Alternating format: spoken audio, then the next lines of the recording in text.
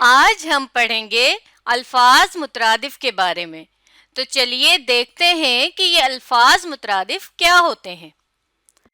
تو دیکھیے، الفاظ مترادف وہ الفاظ جو لکھنے میں تو مختلف ہوں لیکن ان کے معنی ایک ہی ہوں یا آپس میں ملتے جلتے ہوں، جیسے روشنی، اجالا، اور اسی طرح جنگ یا لڑائی، محبت، الفت۔ تو یہ دیکھیے، جتنے بھی الفاظ میں نے کہے یہ سب آپس میں ملتے جلتے معنی رکھتے ہیں۔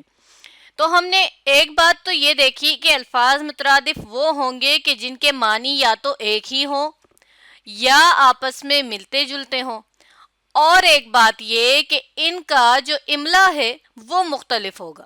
یہاں ہم نے شروع میں پڑھا نا کہ جو لکھنے میں مختلف ہوں، لکھنے میں مختلف یعنی کہ جن کا املا مختلف ہوگا۔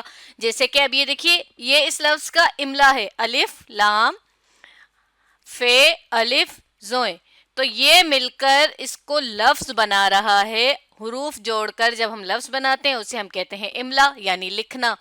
تو یہ وہ الفاظ ہوں گے جو لکھنے میں مختلف ہوں گے مگر آپس میں یا تو ان کے ملتے جلتے معنی ہوں گے یا ایک ہی جیسے ہوں گے۔ مثال کے طور پر اب دیکھیے، یہاں دو لفظ ہیں تقدیر، قسمت، تو ان دونوں کے معنی تو بالکل ایک ہی ہیں۔ جیسے جملہ ہے کامیابی اس کی قسمت میں ہے۔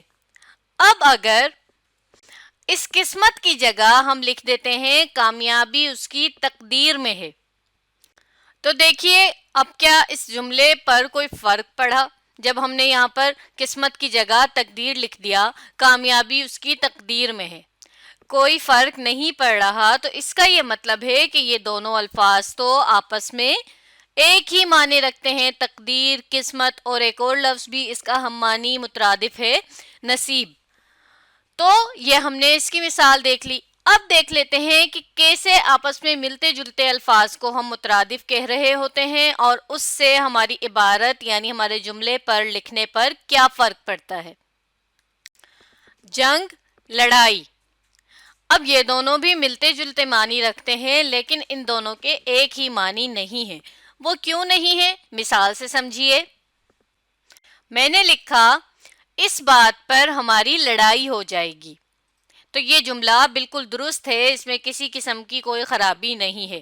لیکن اگر یہاں پر لڑائی کی جگہ میں لکھ دیتی ہوں اس بات پر ہماری جنگ ہو جائے گی، تو یہ جملہ غلط ہو جائے گا۔ کیوں؟ کیونکہ دیکھیے جنگ کے معنی جو ہیں وہ بہت بڑے ہیں۔ جنگ کا لفظ ہم تب استعمال کرتے ہیں جب بہت بڑی لڑائی ہو رہی ہو، دو گروہوں کے درمیان ہو رہی ہو، بہت سے لوگوں کے درمیان ہو رہی ہو، یا بہت سا ساز و سامان ہو ہمارے پاس، ہتھیار وغیرہ سب، تو ہم اسے جنگ کہتے ہیں نا۔ لیکن لڑائی تو دو لوگوں کے درمیان بھی ہو سکتی ہے۔ اس لیے ہم یہ دیکھتے ہیں، ہم مترادف استعمال کرتے ہوئے لفظوں کا یہ دیکھتے ہیں کہ کیا اس جملے میں وہ لفظ سوٹ بھی کر رہا ہے یا نہیں، وہاں پر مناسب لگ رہا ہے یا نہیں۔ جیسا کہ اگر یہاں پر ہم جنگ لکھتے ہیں تو غلط ہو جاتا ہے نا۔ تو اس طرح ہمیں الفاظ مترادف کے استعمال کے وقت یہ سمجھنا ہے۔ اب دیکھیے جنگ کے اگر ہم مترادف دیکھتے ہیں، چلیے ہم کسی آن لائن ڈکشنری یعنی اردو لغت کے ذریعے اس لفظ کے معنی دیکھتے ہیں اور اس کے مترادف بھی دیکھتے ہیں۔ تو یہ ہمارے پاس اردو لغت کھل گئی ہے، اردو لغت، اور اس لغت کا نام ہے اردو سائنسی۔ اب یہاں پر لفظ تلاش کرنے کے لیے دیکھیے آپ کے پاس انہوں نے اردو کی بورڈ بھی دے دیا ہے۔ اگر آپ کے لیپ ٹاپ میں، آپ کی کمپیوٹر میں اردو کی بورڈ نہیں ہے تو آپ یہاں سے یوز کر سکتے ہیں، استعمال کر سکتے ہیں۔ لیکن میرے پاس کیونکہ اردو کی بورڈ موجود ہے تو میں لفظ کو خود ٹائپ کروں گی۔ میں نے یہاں لکھا جنگ، تو دیکھیے جنگ سے ملتے جلتے جتنے بھی الفاظ اس میں موجود ہیں وہ سب آ گئے، اور تلاش میں ہم چلے گئے تو یہ دیکھیے یہاں پر یہ لفظ آ گیا، اور یہاں پر یہ جو اسپیکر بنا ہوا ہے اس کے ذریعے ہم اس لفظ کی پروننسیشن یعنی تلفظ کو بھی دیکھ سکتے ہیں، سن سکتے ہیں۔ اب یہ اس کے اردو معنی دے دیے گئے ہیں، دیکھیے کتنا کچھ اس کے اردو معنی میں لکھا ہوا ہے۔ بڑی بیاض، ایک جلد جس میں کئی کتابیں ہوں، پیتل کی گھنٹی جو بہلی رتھ کے وغیرہ میں لٹکا دیتے ہیں۔ یہ لفظ معاف کیجیے گا، مجھے سمجھ نہیں آ رہا کہ یہ کیا ہے، کتابوں کا پشتارا وغیرہ۔ تو یہ تو اس کے ہیں معنی۔ لیکن اس کے مترادفات آپ دیکھیے، جوش، جد، جدل، جدال، پیکار، بھارت، بغض، لڑائی، عداوت وغیرہ، کتنے سارے اس کے مترادف ہمارے سامنے آ گئے. ہم نے اس میں سے صرف لڑائی کا جو مترادف ہے اس کا وہ استعمال کیا تھا. اب یہاں پر آپ کو جو سمجھنا ہے وہ یہ کہ لفظ کے جو معنی ہوتے ہیں وہ ایک سے زیادہ لفظ پر بھی مشتمل ہو سکتے ہیں، جیسا کہ یہاں آپ دیکھ رہے ہیں پورے پورے جملے پر مشتمل معنی ہے. دیکھ رہے ہیں نا آپ، یہاں پر بھی جو سب سے پہلا معنی ہے بڑی بیاض، یہ بھی دو لفظوں پر مشتمل ہے. جبکہ مترادف میں آپ دیکھیے کہ مترادف صرف ایک لفظ پر مشتمل ہے. تو مترادف اور معنی میں اگر آپ سے فرق پوچھا جائے تو آپ یہ بتا سکتے ہیں کہ مترادف میں ہمارے پاس صرف ایک ہی لفظ ہوتا ہے، جبکہ معنی ہمیں ایک جملے کے ذریعے سے پتہ چل رہا ہوتا ہے کہ یہ معنی ہے اس لفظ کے. تو ڈکشنری پر جا کر سمجھانے کا مقصد یہ تھا کہ آپ کو مترادف اور معنی کے مطلب سمجھ میں آ جائیں. ایک اور بات دیکھیے کہ الفاظ مترادف وہی ہوتے ہیں جسے ہم انگلش میں کہتے ہیں ورڈ سینونمز. تو چلیے یہ بھی میں نے یہاں لکھ لیا تاکہ آپ کو اور آسانی ہو جائے کہ ہم اسے انگلش میں ورڈ سینونمز یعنی الفاظ مترادفات کہتے ہیں. مترادف کی جمع ہے مترادفات. چلیے ایک اور لفظ ہے ہمارے پاس آدمی. ذرا سوچئے اور مجھے بتائیے کہ آدمی کا مترادف کیا ہو سکتا ہے؟ جی انسان، بالکل صحیح، آدمی کا مترادف ہے انسان. اور اب میں نے ایک جملہ لکھا ہے، انسان کو خوش اخلاق ہونا چاہیے. تو یہ جملہ بالکل ٹھیک ہے، درست ہے، اس میں کوئی خرابی نہیں ہے. کیونکہ دیکھیے جب ہم انسان کے معنی دیکھتے ہیں تو اس میں مرد اور عورت دونوں شامل ہیں، جبکہ آدمی کے معنوں میں ہمیں صرف مرد ملتے ہیں، یعنی آدمی یعنی کہ مرد بھی جسے ہم کہتے ہیں میل، مین. تو اگر اس جملے میں ہم انسان کی جگہ لکھ دیتے ہیں آدمی کو خوش اخلاق ہونا چاہیے تو یہ جملہ ایسے لگے گا کہ صرف اور صرف آدمیوں کے لیے کہا جا رہا ہے، میلز کے لیے کہا جا رہا ہے، عورتوں کو نہیں کہا جا رہا. تو دیکھیے اب ہم کیا کہیں گے؟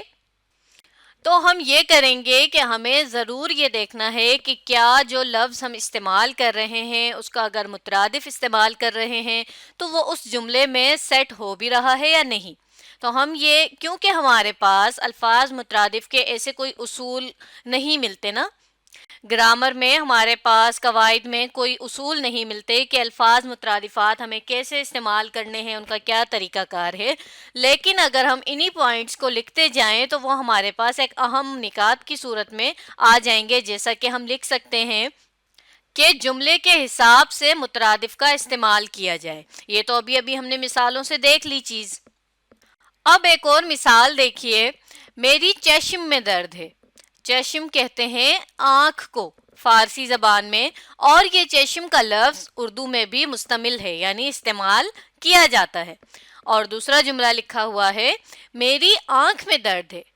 تو اب آپ مجھے بتائیے کہ ان دونوں جملوں میں کون سا جملہ درست ہے، صحیح ہے؟ جی بتائیے. بالکل صحیح، میری آنکھ میں درد ہے والا جملہ صحیح ہے. کیونکہ دیکھیے یہ ہم اسی طرح سے بولتے ہیں. کیا آپ نے کبھی کسی کو یہ بولتے ہوئے سنا ہے میری چشم میں درد ہے؟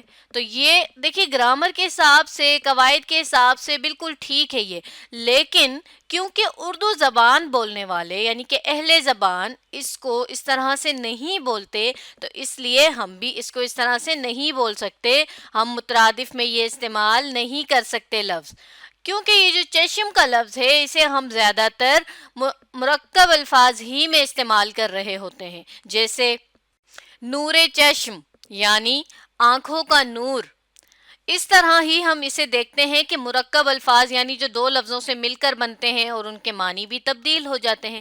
تو چشم ہم زیادہ تر اسی طرح استعمال کرتے ہیں، اس لیے جب اس کو ہم نے یوں الگ یعنی ایک لفظ کے طور پر استعمال کیا تو ہمارا جملہ درست نہیں لگ رہا. تو دیکھیے دوسرا نقطہ ہم نے یہ لکھ لیا کہ روزمرہ کا خیال رکھا جائے. روزمرہ کسے کہتے ہیں؟ روزمرہ کہتے ہیں اہل زبان کی بول چال والی زبان. روزمرہ یعنی اردو زبان والے ایسا بولتے ہیں یا نہیں بولتے، اس چیز کا بھی ہمیں مترادف استعمال کرتے ہوئے خیال رکھنا ہے. اب ایک اور جملہ دیکھیے، یہاں کتنی تاریکی ہے. تاریکی یعنی کہ اندھیرا. اب دیکھیے کہ یہ جو جملہ ہے اس میں جو لفظ ہے تاریکی، اس کی جگہ اگر میں لکھتی ہوں یہاں کتنا اندھیرا ہے، تو دیکھیے یہ جملہ بالکل ٹھیک ہے، جبکہ یہ جملہ ٹھیک نہیں ہے. قواعد کے حساب سے، گرامر کے حساب سے یہ ٹھیک ہے، بالکل صحیح ہے، اس میں کوئی غلطی نہیں ہے. لیکن یہ دیکھیے کہ یہ تاریک لفظ جو ہے، چلیے اسے پہلے ہم دیکھ لیتے ہیں کہ کیا یہ دونوں آپس میں مترادف ہیں بھی یا نہیں. میں یہاں لفظ لکھتی ہوں تاریکی.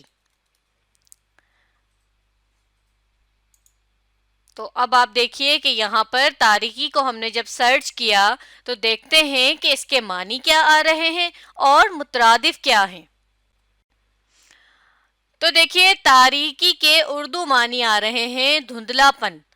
ظاہر ہے اندھیرے میں ہمیں ہر چیز دھندلی نظر آ رہی ہوتی ہے، صاف نظر نہیں آ رہی ہوتی، اس لیے اس کا یہ مطلب ہے، معنی ہے. اور مترادفات میں دیکھیے سیاہی، دھندلا پن، تیرگی، اندھیرا، اندھیری وغیرہ، ظلمت. تو اب مترادف میں ہم نے اس کا لفظ استعمال کیا ہے اندھیرا.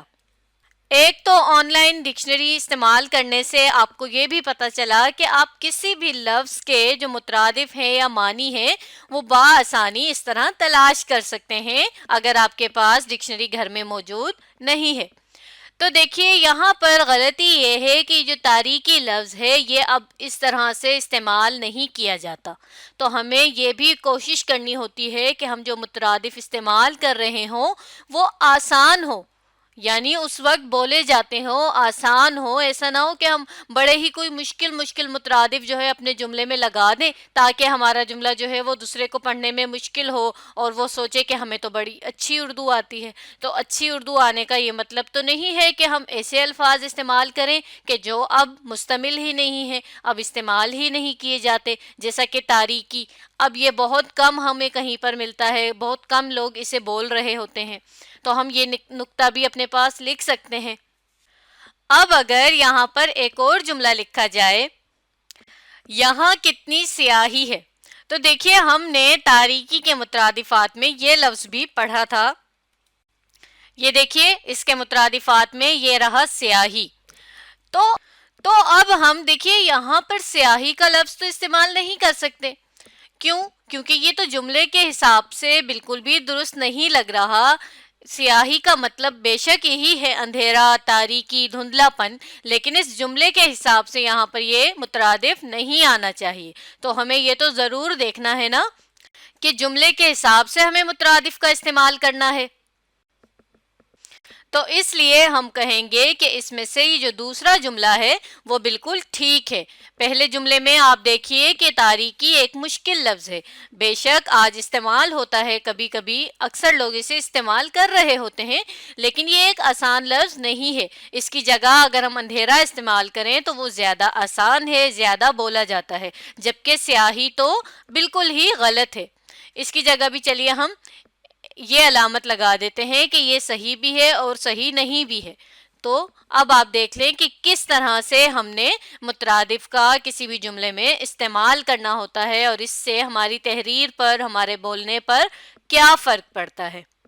اب آپ نے اس ویڈیو کو دوبارہ دیکھنا ہے اور الفاظ مترادف کو سمجھنے کی کوشش کرنی ہے.